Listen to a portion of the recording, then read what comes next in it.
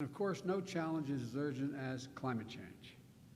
Last week, I met with 8 governors for a better part of an hour, all from the western states, Republicans and Democrats.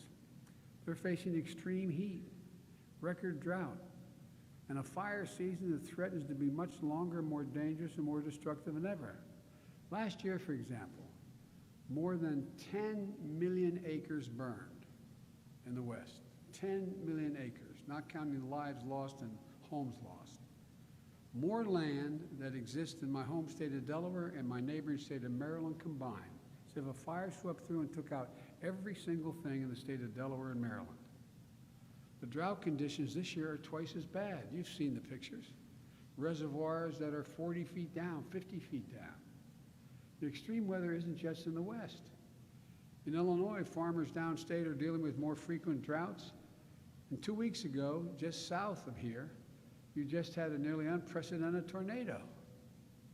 We can't wait any longer to deal with climate crisis. We see it with our own eyes, and it's time to act. The bipartisan agreement we reached makes some major strides. It's going to allow the transition of thousands of old, for example, diesel school buses and buses, city buses. We're going to change them to electric buses. There are roughly 500,000 of these iconic yellow school buses on the road today. 95% of them run on diesel, for example. And diesel pollutes the air and is linked to asthma and other health problems and hurts our communities and causes our students to miss school. I'll put Americans to work capping tens of thousands of abandoned oil and gas wells that are leaking methane. It's devastating.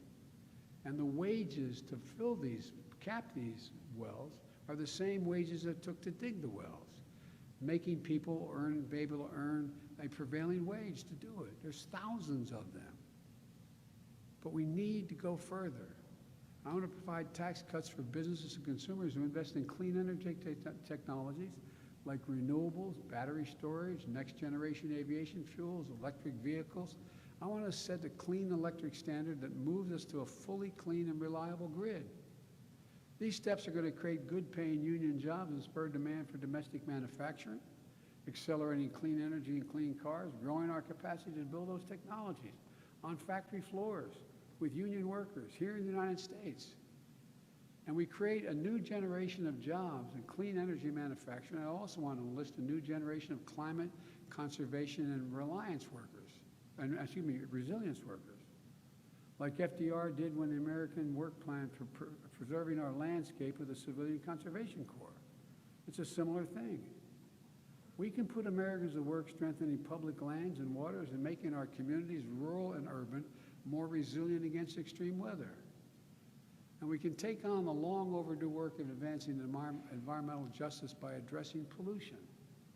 My plan is also going to give grants to spur innovative policies and land projects, local projects like installing community solar and storage and disadvantaged communities, replacing street lights that are made in America with LED bulbs that cost a whole lot less and last a whole lot longer, making upgrades in homes and school and community centers to boost energy efficiency and cut electric bills.